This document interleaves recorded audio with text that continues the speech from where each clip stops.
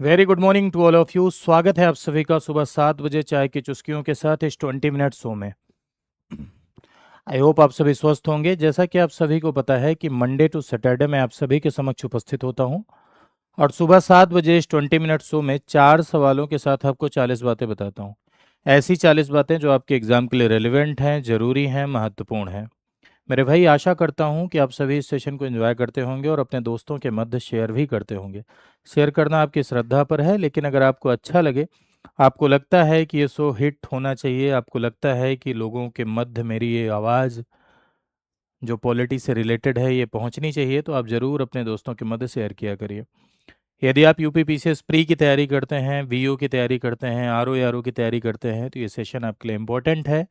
यदि आप किसी दूसरे स्टेट पीसीएस की तैयारी करते हैं जहां पर पॉलिटी के सवाल आते हैं, तब भी ये सत्र आपके लिए जरूरी है। तो चलिए शुरू करते हैं आज की इस कहानी को। देखिए, पहला सवाल आपकी स्क्रीन पर है। पहला सवाल आर्टिकल 56 से रिलेटेड है, अनुच्छेद 56 से। The president hold office for 5 year. राष्ट्रपति का जो कार्यकाल है वो 5 साल का है। दूसरा statement, president continues until successor इंटर्स office, यानी उत्तराधिकारी के पद ग्रहण करने तक राष्ट्रपति पद पर बना रहता है। तीसरा, राष्ट्रपति को केवल महाभियोग द्वारा हटाया जा सकता है, यानी केवल इम्पीचमेंट द्वारा ही हटाया जा सकता है। तो देखिए मेरे भाइयों, यदि आप आर्टिकल 56 की बात करें तो एक बात समझिएगा कि हमारे भारत देश में राष्ट्रपति के टर्म को जो आर्टिकल डील करता है वो है आर्टिकल 56 ऑफ द कॉन्स्टिट्यूशन। राष्ट्रपति जिस दिन शपथ लेता है, ओथ से, हमेशा ध्यान रखिएगा, किसी पद के कार्यकाल की यदि आप बात करें, जैसे राष्ट्रपति का कार्यकाल, उपराष्ट्रपति का कार्यकाल, राज्यपाल का कार्यकाल, तो ये शपथ लेने से काउंट होता है। लेकिन यदि आप किसी सदन के कार्यकाल की बात करते हैं, जैसे लोकसभा का कार्यकाल, तो ये पंचायत का कार्यकाल, तो ये फर्स्ट सिटिंग से, प्रथम अधिवेशन से काउंट होता है। तो राष्ट्रपति का जो कार्यकाल है ये ओथ से 5 ईयर तक, यानी शपथ लेने के 5 साल तक। लेकिन एक सवाल यहाँ पर ये उठता है कि 5 साल बाद भी यदि उसका उत्तराधिकारी नहीं आया तो अपने पद पर बना रहेगा या हटा दिया जाएगा?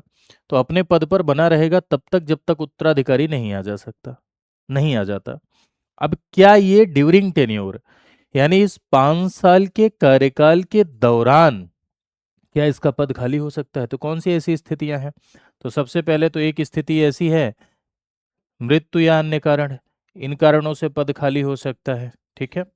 दूसरा, रिजाइन दे दे, इस्तीफा दे दे। राष्ट्रपति कभी भी अपना इस्तीफा उपराष्ट्रपति को दे सकता है, वाइस प्रेसिडेंट को दे सकता है।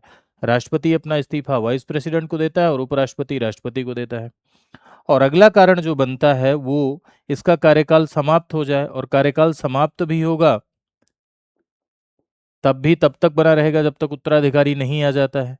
तो पद खाली होने की स्थितियां ये है। और एक स्थिति है हटा दिया जाए। हटा दिया जाए यानी महाभियोग लगे। महाभियोग का मतलब ये है कि भाई राष्ट्रपति को संसद विशेष बहुमत से प्रस्ताव पारित करके हटाती है, उसी को महाभियोग कहते हैं। महाभियोग राष्ट्रपति को हटाने की प्रक्रिया है। 56 में महाभियोग की प्रक्रिया नहीं दी गई है। 56 में बस इतना लिखा है कि संविधान की अतिक्रमण की दशा में, वायलेशन ऑफ कॉन्स्टिट्यूशन की दशा में, यानी संविधान के उल्लंघन की दशा में महाभियोग के द्वारा हटाया जा सकता है। महाभियोग की प्रक्रिया 61 बताता है। तो इन स्थितियों में उसे हटाया जा सकता है। एक स्थिति और होती है यदि उसका चुनाव अवैध घोषित हो जाए, यदि उसका चुनाव इलीगल डिक्लेयर हो जाए, यानी यदि उसका चुनाव अवैध घोषित हो जाए, तो ऐसी स्थिति में भी राष्ट्रपति को क्या किया जा सकता है? राष्ट्रपति को हटाया जा सकता है। तो ये स्थितियां हैं जब राष्ट्रपति को पद से हटाया जा सकता है। राष्ट्रपति की मृत्यु हो जाए तब राष्ट्रपति को हटाया जा सकता है। राष्ट्रपति इस्तीफा दे दे तब उसका पद खाली हो जाएगा। राष्ट्रपति को महाभियोग के द्वारा हटाया जा सकता है, तब राष्ट्रपति का पद खाली हो जाएगा। या बीच में उसके चुनाव को अगर अवैध घोषित कर दिया जाता है तो ऐसी स्थिति में भी प्रेसिडेंट को पोस्ट से, यानी राष्ट्रपति को उसके पद से हटाया जा सकता है। ठीक है। तो एक बात लेकिन यहां समझिएगा, राष्ट्रपति पर जो ये महाभियोग की बात की गई है, इसको मैं एक बार फिर से क्लियर कर दे रहा हूं, ध्यान से सुनिए, कि राष्ट्रपति को महाभियोग के द्वारा तभी हटाया जाएगा जब वो संविधान का उल्लंघन करे। और महाभियोग की प्रक्रिया 61 बताता है, और संविधान के उल्लंघन की दशा में 61 की रीत के द्वारा हटाया जा सकता है, ये 56 बताता है। महाभियोग की प्रक्रिया यदि आप 1 मिनट में सुनना चाहते हैं तो 14 दिन की पूर्व सूचना देकर महाभियोग का प्रस्ताव किसी भी सदन में ला सकते हैं। जिस सदन में लाएंगे 1/4 सदस्यों का समर्थन चाहिए लाने के लिए। जहां प्रस्ताव आया है वहां टोटल की 2/3 मेजोरिटी से पारित होना होगा। पारित हो गया, दूसरे सदन जाएगा, दूसरा सदन जांच करेगा जो भी आरोप लगे हैं संविधान के उल्लंघन की। जांच के दौरान यदि आरोप सही साबित हुए तो दूसरे सदन को भी टोटल के 2/3 मेजोरिटी से पारित करना होगा। यदि दोनों सदनों में कुल के 2/3 बहुमत से पारित हो गया तब हट जाएगा। क्लियर है बात? तो प्रेसिडेंट का कार्यकाल 5 साल है, पहला स्टेटमेंट सही हुआ। उत्तराधिकारी के पद ग्रहण करने तक बना रहेगा, यह भी सही है। केवल महाभियोग के द्वारा हटाया जा सकता है, तो हटाया कब जा सकता है? तो केवल महाभियोग के द्वारा ही हटाया जा सकता है, तो ये आपका सही हो जाएगा। B is your right answer. ठीक है, चलो आगे आते हैं अगले सवाल पर। अगला सवाल अनुच्छेद 60 से रिलेटेड है। 60 कह रहा है कि राष्ट्रपति की शपथ है auth chief justice of India के द्वारा दिलाई जाएगी। राष्ट्रपति संविधान की रक्षा भी शामिल है राष्ट्रपति की शपथ में। संविधान की रक्षा भी राष्ट्रपति की शपथ में क्या है? शामिल है। ठीक, तो देखो यदि आप शपथ की बात करें राष्ट्रपति की, तो प्रेसिडेंट से रिलेटेड जो इंपॉर्टेंट आर्टिकल है वो बताता हूं, साथ साथ शपथ के बारे में भी बातचीत मैं करता हूं। ठीक है, जैसे सब कुछ पूरा का पूरा तैयार हो जाएगा आपका। आर्टिकल 52 कह रहा है कि भारत का एक राष्ट्रपति होगा। 53 कह रहा है कि कार्यपालिका की शक्तियां राष्ट्रपति में होंगी। ठीक है, 54 इलेक्टोरल कॉलेज की बात करता है कि कौन कौन राष्ट्रपति के चुनाव में भाग लेता है, एमएलए एमपी वो भी इलेक्टेड। ठीक है, 55 बताता है कि चुनाव कैसे होगा, प्रोपोर्शनल रिप्रेजेंटेशन के एसटीवीएस सिस्टम से, समानुपातिक प्रतिनिधित्व की एकल हस्तांतरणी मत पद्धति। 56 बताता है कार्यकाल टर्म के बारे में। 57 बताता है कि एलिजिबिलिटी फॉर री इलेक्शन पुनः निर्वाचन की योग्यता। 58 इसकी योग्यता की बात करता है, क्वालिफिकेशन। 59 शर्तों की बात, कंडीशन की बात करता है। और 60 शपथ की बात करता है। और 61 हटाने की प्रक्रिया महाभियोग की बात करता है। और 62 कहता है कि 5 साल के अंदर चुनाव करा लेना है, नहीं हो पाया तो 6 महीने के अंदर 5 साल के अंदर ही चुनाव करा लेना है, लेकिन अगर बीच में पद खाली हुआ तो 6 महीने के अंदर भरना है। ये 62 कह रहा है। ठीक है, यहां बात 60 से रिलेटेड हो रही है, शपथ। तो आर्टिकल 60 शपथ की बात करता है, राष्ट्रपति पद की शपथ लेता है। ध्यान रखिएगा, राष्ट्रपति कभी भी गोपनीयता की शपथ नहीं लेता। भारत देश में गोपनीयता की शपथ मंत्री लेते हैं, यानी मिनिस्टर्स लेते हैं। राष्ट्रपति गोपनीयता की शपथ नहीं लेता है। राष्ट्रपति हमेशा पद की शपथ लेता है, पोस्ट की शपथ लेता है। और शपथ का जो प्रारूप है, ये भी सवाल पूछ लिया जाता है कि राष्ट्रपति के शपथ का प्रारूप ये कहाँ लिखा हुआ है। तो राष्ट्रपति के शपथ का प्रारूप अनुसूची में नहीं लिखा हुआ है। राष्ट्रपति के शपथ का प्रारूप अनुच्छेद 60 में ही लिखा हुआ है। जैसे संविधान में एक अनुसूची है, तीसरी अनुसूची। संविधान की ये जो तीसरी अनुसूची है मेरे भाई, 3rd schedule of the constitution में अगर आप देखते हैं तो मंत्रियों के शपथ का प्रारूप दिया गया है, मिनिस्टर्स के शपथ का प्रारूप दिया है। तो क्या राष्ट्रपति और उपराष्ट्रपति के भी शपथ का प्रारूप वहां लिखा हुआ है? जी नहीं, राष्ट्रपति और उपराष्ट्रपति के शपथ का प्रारूप वहां नहीं है। राष्ट्रपति के शपथ का प्रारूप 60 में है, उपराष्ट्रपति का 69 में है, गवर्नर का 159 में है। तो राष्ट्रपति, उपराष्ट्रपति और राज्यपाल, ये ऐसे 3 पद हैं जिनके शपथ का प्रारूप आप देखेंगे कि शेड्यूल में नहीं लिखा हुआ है, यानी अनुसूचियों में नहीं लिखा हुआ है। ठीक है भाई, कोई दिक्कत? तो यहां पर आपका राष्ट्रपति पद की शपथ लेगा, प्रारूप 60 में ही लिखा हुआ है। और शपथ उसे कौन दिलाएगा? भारत का मुख्य न्यायाधीश नहीं है तो सीनियर मोस्ट जज ऑफ द सुप्रीम कोर्ट। तो ये भी सही हो जाएगा आपका, चीफ जस्टिस ऑफ इंडिया। ये भी सही हो जाएगा, संविधान की रक्षा शामिल है, ये भी सही हो जाएगा। तो इसमें 3 का तीनों सही होगा। B is your right answer. आगे आते हैं, अगला कह रहा है रिगार्डिंग लेजिस्लेटिव रिलेशन, विधायी संबंध। केंद्र और राज्य के विधायी संबंधों को ध्यान में रखते हुए ये स्टेटमेंट आपको पढ़ने हैं और राइट स्टेटमेंट बताना है, सही बताना है आपको। ठीक है, केंद्र और राज्य के विधायी संबंधों को ध्यान में रखते हुए पहली बात, parliament can legislate on state list under article 249। अनुच्छेद 249 के तहत संसद राज्य सूची पर कानून बना सकती है। Rajya Sabha must pass resolution bye 2/3 present and voting. Rajya Sabha को उपस्थित और मतदान करने वालों के सदस्यों के 2/3 से प्रस्ताव पारित करना होता है। ऐसा कानून अस्थायी होता है, यानी such law remains valid permanently. यानी ऐसा कानून क्या होता है? अस्थायी होता है, परमानेंट होता है। ध्यान से बताइएगा। सबसे पहली बात तो ये सोचिए कि क्या राज्यसभा राज्य सूची के विषय पर कानून बना सकती है? सवाल ये है, क्या राज्यसभा राज्य सूची के विषय पर कानून बना सकती है? तो राज्यसभा को यह अधिकार नहीं है। कि राज्य सूची के विषय पर वो कानून बनाए। अब दूसरा सवाल, क्या संसद राज्य सूची के विषय पर कानून बना सकती है? तो जनरली नहीं, लेकिन कुछ विशेष परिस्थितियां होती हैं जब संसद राज्य सूची के विषय पर कानून बना सकती है, और उसी विशेष परिस्थितियों में एक एग्जाम्पल है आपका 249। 249 क्या है भाई? तो समझिए, 249 ये पावर ऑफ राज्यसभा है, राज्यसभा की पावर है, राज्यसभा की एक्सक्लूसिव पावर है। क्या कहता है 249? 249 ये कहता है कि मेरे भाई, राज्यसभा अपने यहाँ प्रस्ताव लाए। कौन? राज्यसभा। राज्यसभा अपने यहाँ प्रस्ताव लाए और इस प्रस्ताव द्वारा राज्य सूची के विषय को, राज्य सूची यानी स्टेट लिस्ट, जिस पर कानून बनाने का अधिकार राज्य विधानमंडल का होता है, तो राज्यसभा प्रस्ताव लाए और राज्य सूची के किसी विषय को राष्ट्रीय हित का विषय घोषित कर दे। कैसे? राज्य सूची के किसी सब्जेक्ट को उपस्थित और मतदान करने वालों के, प्रेजेंट एंड वोटेड, उपस्थित और मतदान करने वालों के 2/3 बहुमत से पारित करके राज्य सूची के किसी विषय को राष्ट्रीय हित का विषय घोषित कर दे। क्या? राज्यसभा अपने यहाँ प्रस्ताव लाए और उपस्थित और मतदान करने वालों के 2/3 बहुमत से पारित करके, क्या? राज्यसभा प्रस्ताव लाए, उपस्थित और मतदान करने वालों के 2/3 बहुमत से पारित करके स्टेट लिस्ट के किसी सब्जेक्ट को, राज्य सूची के किसी विषय को राष्ट्रीय हित का विषय यानी नेशनल इंटरेस्ट का सब्जेक्ट डिक्लेयर कर दे, राष्ट्रीय हित का विषय घोषित कर दे, तो ऐसे में संसद उस विषय पर कानून बना सकती है, राज्यसभा नहीं। राज्यसभा संसद को कानून बनाने का अधिकार दे रही है, यानी राज्यसभा के पास पावर है कि अनुच्छेद 249 के तहत वो पार्लियामेंट को अथराइज करती है स्टेट लिस्ट के सब्जेक्ट पे लॉ बनाने के लिए। तो अगर ऐसा संसद करे तो कानून, सॉरी, अगर ऐसा राज्यसभा करे तो संसद कानून बना सकती है। तो यहां लिखा हुआ अनुच्छेद 249 के तहत संसद राज्य सूची पर कानून बना सकती है, हाँ, अगर राज्यसभा उसे अथराइज करे।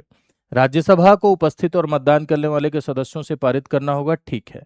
Such law remains valid permanently, ऐसा कानून अस्थायी होता है, ये स्टेटमेंट गलत है।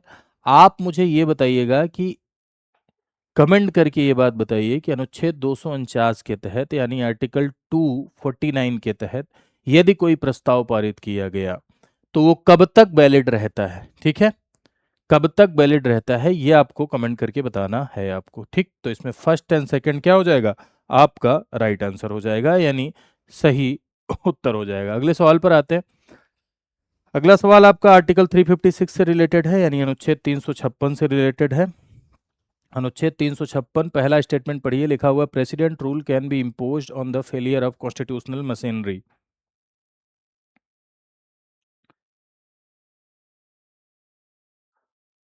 संवैधानिक तंत्र की विफलता पर राष्ट्रपति शासन लगाया जा सकता है। दूसरा कह रहा है approval must be with in 2 month, 2 माह के भीतर अनुमोदन जरूरी है। तीसरा स्टेटमेंट कह रहा है कि यह अनिश्चित काल तक चल सकता है, इंडेफिनेटली चल सकता है। अब आपको बताना है इसमें कौन सा सही है।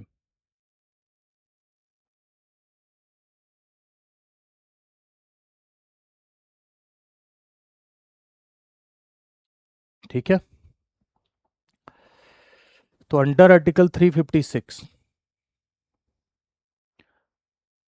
ये तीनों स्टेटमेंट पढ़ना और पढ़ के बताना है। चलिए खैर, इसका एक्सप्लेनेशन सुनिए। यदि आप अनुच्छेद 356 की बात करें, आर्टिकल 356 की बात करें, तो आर्टिकल 356 ये संवैधानिक आपातकाल है, जिसे आप राष्ट्रपति शासन के नाम से भी जानते हैं। कॉन्स्टिट्यूशनल इमरजेंसी, संवैधानिक आपातकाल, इसे आप प्रेसिडेंट रूल के नाम से भी जानते हैं। प्रेसिडेंट रूल यानी राष्ट्रपति शासन। राष्ट्रपति शासन किसी भी राज्य में तब लगता है जब उस राज्य में संविधान फेल हो जाता है, कॉन्स्टिट्यूशनल मशीनरी फेल हो जाती है। दो रीजन्स, यहाँ दो ग्राउंड्स बनते हैं। कॉन्स्टिट्यूशनल मशीनरी फेल हो और इस बात की रिपोर्ट गवर्नर राष्ट्रपति को दे। दूसरा है 365। 365 यानी यदि राज्य केंद्र के निर्देशों को मानने में विफल हो जाए, तब भी ये आधार बनता है कि उस राज्य में राष्ट्रपति शासन, प्रेसिडेंट रूल लगाया जा सकता है। तो मेरे भाई, संवैधानिक आपातकाल की दशा में राष्ट्रपति शासन राष्ट्रपति के द्वारा प्रोक्लेम किया जाता है। अब सवाल यह है, क्या इस पर संसद की मंजूरी की जरूरत है? जी हाँ, 2 महीने के भीतर, जैसे ही राष्ट्रपति शासन प्रोक्लेम हो, 2 महीने के भीतर उसे संसद में पारित होना है। पारित हो गया तो एक बार में 6 महीने तक चलेगा, सामान्य बहुमत से पारित होना होगा। फिर 6 6 6 6 करके 3 साल तक बढ़ाया जा सकता है। यानी राष्ट्रपति शासन की जो अधिकतम अवधि हो सकती है वो 3 साल। ठीक है, एक बार में 6 महीने, 6 6 6 6 करके 3 साल तक बढ़ाया जा सकता है और 2 महीने में सामान्य बहुमत से पारित होना है। ध्यान रखिएगा इस बात का कि 1 साल से यदि ज्यादा बढ़ाना है तो दो में से कोई एक रीजन होना चाहिए। या तो इलेक्शन कमीशन ये कह दे कि चुनाव कराना अभी संभव नहीं है, या उस राज्य में राष्ट्रीय आपातकाल लगा हो, नेशनल इमरजेंसी लगा हो, तब 1 साल से ज्यादा बढ़ाया जा सकता है, लेकिन मैक्सिमम इसी की लिमिट 3 साल तक ही है। तो लिखा हुआ है संवैधानिक तंत्र की विफलता पर राष्ट्रपति शासन लगता है, सही लिखा है। Approval must be with in 2 month, 2 महीने के भीतर संसद में पारित होना होगा, सिंपल मेजोरिटी से, सामान्य बहुमत से, ये भी ठीक लिखा हुआ है। इट कैन कंटिन्यू इंडेफिनेटली, या अनिश्चित काल तक चलता है, ये गलत हो जाएगा, मैक्सिमम 3 साल तक ही चलता है। तो आंसर हो जाएगा फर्स्ट एंड सेकेंड। ठीक है, तो आई होप अब आप समझ गए होंगे।